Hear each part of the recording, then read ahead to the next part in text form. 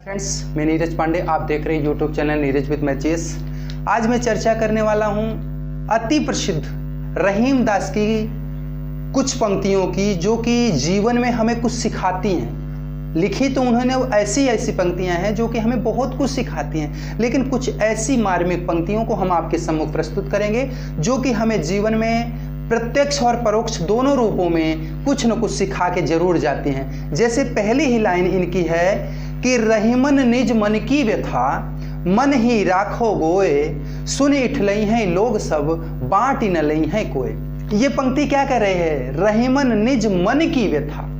हे रहीम दास जी कह रहे हैं, हे नर, किसी नर के लिए, मतलब हे मनुष्य, हे मानव, निज मन की व्यथा, अपने मन की व्यथा को, अपनी मन की पीड़ा को, अपनी मन की व्याकुलता को अब मन ही राखे गोए, मन में ही रखो, मन में स्थिर रखो, मन से बाहर जाने मत दो, क्योंकि सुन इठलई हैं लोग सब। जो सुनेगा वह सिर्फ क्या करेगा? इठलाएगा, आपके सामने आपकी मजाक बना सकता है, आपको परेशान कर सकता है, या आप पर थोड़ी सी दया दिखा सकता है, अरे यार भैया ऐसा हुआ। लेकिन सच्चाई ये है कि आपको सुन इठलई हैं लोग सब, बांट न लोई हैं कोई बांटने वाला नहीं है, कोई मदद करने वाला नहीं है। इसलिए अपने मन की व्यथा को, अपनी मन की पीड़ा को, अपने मन के उद्गार को, अपने मन के किसी भी प्रकार के उद्वेग को अपने मन में ही रखिए, बांट न ले है कोई। और जैसे कोई बांटने वाला नहीं है, और समय जैसे ही अच्छा होगा ऑटोमेटिक सब बढ़िया हो जाएगा मित्रों। इसलिए ये पंक्ति हमें सिखाती है कि अपनी पीड़ा को अपने अंदर स्थिर रखना चाहिए। दूसरी लाइन इनकी कह रहे हैं कि रहीमन देखि बड़न को, रहीमन देखि बड़न को, लघु न दीजिए डार, जहां काम आवे सुई, कहां करे तलवार।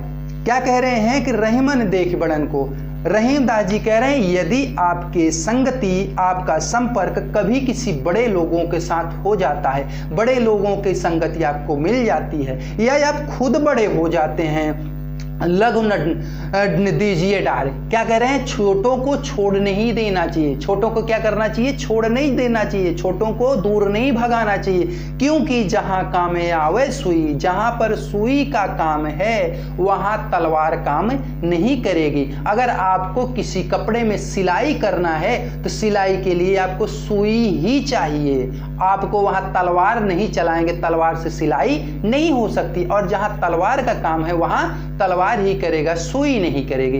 इस वाक्य का मतलब ये है, इस कथन का मतलब ये है मित्रों, कि हमें जीवन में, इस संसार में सबसे मेल भाव बना के चलना चाहिए। बड़े लोगों के साथ साथ अपने छोटे इष्ट मित्रों को भी अपने साथ रखना चाहिए। फिलहाल इष्ट मित्र कोई छोटे होते ही नहीं हैं, क्योंकि पैसे से कोई छोटा बड़ा हो सकता है, लेकिन अहमियत से और वो एक हृदय से वह छोटा नहीं हो सकता, क्योंकि जो पैसे से कमजोर होता है उसके दिल में बहुत अमीरी होती है। जो पैसे से गरीब होते हैं वो दिल के अमीर होते हैं, लेकिन जो दिल पैसे के अमीर होते हैं वो दिल के बहुत गरीब होते हैं। तो ये मित्रों, ये हमेशा जीवन में देखना चाहिए। अपने साथ अपने उन समस्त साथियों को रखना चाहिए जो आपके साथ रहें। जैसा कि आपने नील सिंगाल की कहानी जरूर सुनी होगी कि वो एक धोबी के हब में गिर जाता है और नीला बन जाता है, आकर के जंगल में कह देता है कि मैं भगवान द्वारा भेजा गया एक राजा हूं, मैं संपूर्ण जंगल पे राज करूंगा। और सभी जितने भी जानवर थे सब राजा मानने लगे। और उसने गलती क्या की? उसने गलती की, अपनी ही जाति बिरादरी के जितने सिंगाल थे सबको दूर भगा दिया। और क्या किया? शेरों को, भालुओं को सब अपने समीप बैठाता था। तो देखिए यहाँ क्या है कि अपने से छोटे को भगाया, यहाँ भगाया, अपने आप को वर्चस्वशाली समझा। और हुआ क्या कि वही छोटे वाले ने हुक्के हुआ किया और उसकी पोल खुली और शेर ने उसको चिढ़ करके फेंक दिया। तो मित्रों, यही होगा कि अगर आप अपने साथियों को, अपने छोटे वाले भाइयों को दूर भगाएंगे तो निश्चित रूप से बड़ा आपका आक्रमण आप पर करके आपका सर्वस्व नाश करेगा। ये कहानियां मुझे कुछ सिखाती, इन कविताओं को पढ़े, इन दोहों को पढ़े तो कुछ जीवन में सीखें। जैसे बड़ा हुआ तो क्या हुआ, जैसे पेड़ खजूर, पंछी को छाया नहीं, फल लागे अति दूर। मतलब क्या है कि बड़े होने का कोई अर्थ नहीं। यदि जैसे पेड़ खजूर का हो, जैसे पेड़ क्या होता है, खजूर का अगर पेड़ देखें तो वो क्या है, बहुत बड़ा पेड़ होता है। उसमें क्या होता है, इतनी सारी पत्तियां नहीं, इतनी सारी शाखाएं नहीं होती हैं कि किसी पंछी को वहां पर छाया मिल सके।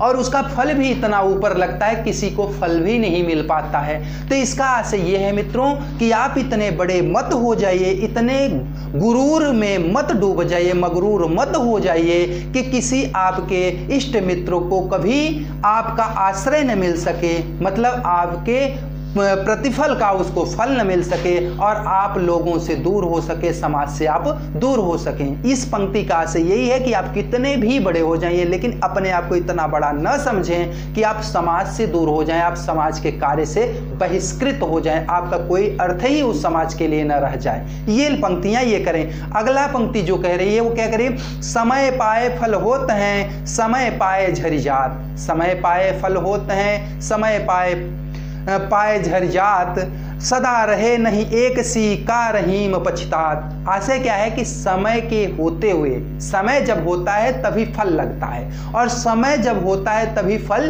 झड़ जाता है। तो इस फल को आने के लिए और इस फल के झड़ जाने के लिए आपको पछताना नहीं चाहिए। जैसे कि हमें अपने जीवन में देखना चाहिए, कभी एक समय था कि हम बहुत अच्छे स्टेटस पे थे, कोई बात नहीं है, वो मेरा क्या था, फल आने का समय था, हम बहुत ऊंचे थे। और एक समय ऐसा हुआ कि हम बहुत निचले स्तर पे पहुंच गए जहां हमें हमारी सामान्य भौतिक सुख संसाधन भी हमें नहीं मिल पा रहे हैं, 2 वक्त की रोटी भी नहीं मिल पा रही है। तो हमें क्या समझना चाहिए, वो समय आया था, मुझे फल मिला और समय आया, फल झड़ गया।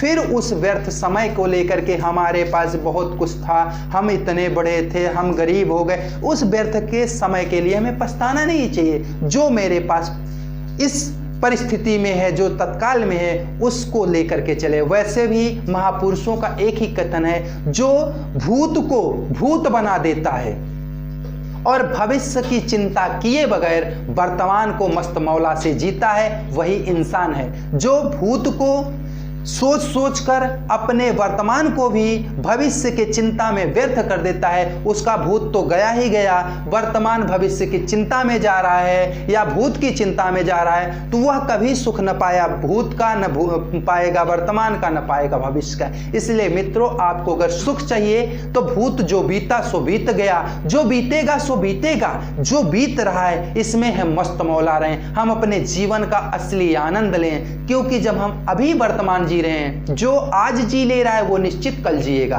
और जो आज भी नहीं जी पाया मित्रों ना, वो न कल जिया था, न आज जी रहा है, न कल जिएगा। क्योंकि जैसे उसको कल की चिंता आज है, वैसे ही उसको आज की चिंता कल रहेगी, वह कभी भी नहीं जी पाएगा। और जो कल को छोड़ करके आज जी रहा है वो निश्चित रूप से कल भी जिएगा। जो कल जिया है, आज जी रहा है, कल जिएगा। लेकिन जो आज की कल की चिंता करके आज नहीं जी पा रहा है, वो निश्चित रूप से कहीं नहीं जी पाएगा।